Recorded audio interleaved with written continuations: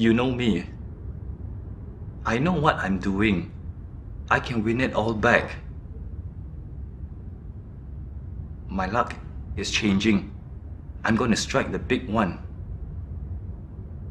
Imagine what we can do. One more try. This would be my last.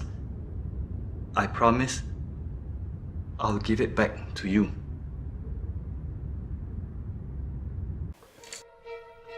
Mr. Run off his legs early last. New Day Rising stalking them. He's about to call on it, and now Billy Blues come through in the middle.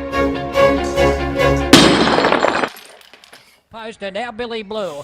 I think he's just won it from New Day Rising. Dad? What are you doing? Gambling destroys family. Gambling is a popular form of entertainment in America. And while the vast majority of people gamble responsibly, approximately 1% of Americans are diagnosed with a gambling disorder. That equates to roughly 2.5 million U.S. adults who have faced this issue in their lifetime. So what exactly is a gambling disorder?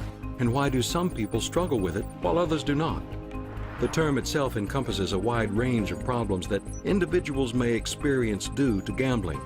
And although a gambling disorder isn't as detectable as other addictions, such as drug or alcohol abuse, America just can't stop gambling.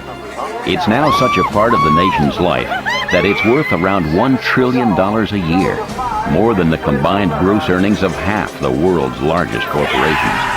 The highlight of the sporting calendar, the Super Bowl, attracts up to $5 billion of mainly illegal bets, the biggest gambling event in the world. As the industry grows and grows, the only losers are those who gamble, to the tune of $60 billion a year of money for nothing, ends up in the nightmare of death, destroyed relationships, broken families, and even suicide. And as gambling spreads across the country, this number is growing fast.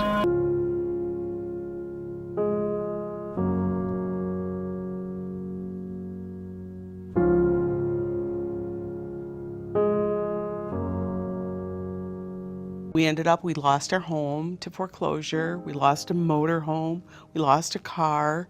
This was all our daughter's senior year of high school. I had started the pull tabs. Pretty soon it was no longer a social thing. I'm getting in deep. I was down $800. My gambling started off innocently enough. I was just playing to have fun.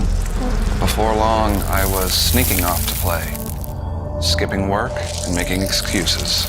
Felt like gambling had a grip on me and I didn't know how to break free. But thankfully, I was able to find help. In the Bhagavad Gita, Lord Krishna gives us the answers to these questions. In closing, let me share with you Lord Krishna's conclusion in the Bhagavad Gita. Krishna says in verse 1865, "Always think of me, become my devotee, worship me and offer your homage unto me. Thus you will come to me without fail.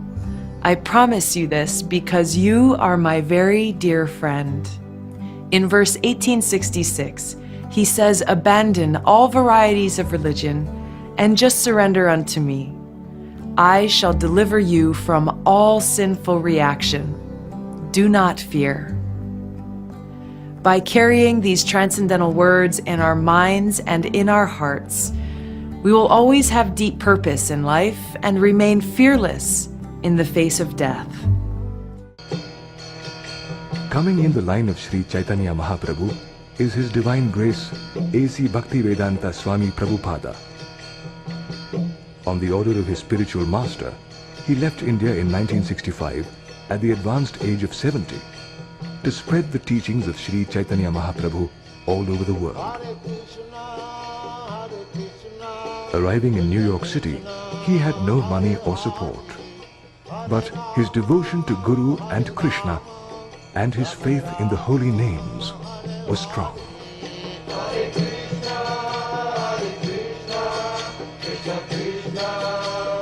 In 10 short years, Srila Prabhupada traversed the globe 14 times, established 108 Krishna temples, and authored more than 70 volumes on the science of Krishna consciousness.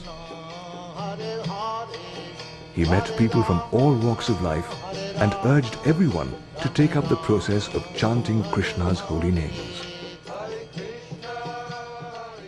This transcendental vibration by chanting of Hare Krishna is the sublime method for reviving our Krishna consciousness. The chanting is exactly like genuine cry by the child for mother. Mother Hara helps in achieving the grace of the Supreme Father Hari or Krishna, and the Lord reveals himself to such sincere devotees. No other means, therefore, of spiritual realization is as effective in this age as chanting the Mahamantra. The chanting of the holy names of Krishna. Why is he considered so merciful? Because chanting of the holy name, it destroys all the sinful reactions. It also counteracts the propensity for committing sin. It completely changes our ID. It awakens intelligence and destroys doubts, and awakens our wisdom to realize how insignificant we are in relation to Krishna. Hare Krishna, Krishna Krishna, Hare Hare, Hare Rama, Rama Rama, Hare Hare.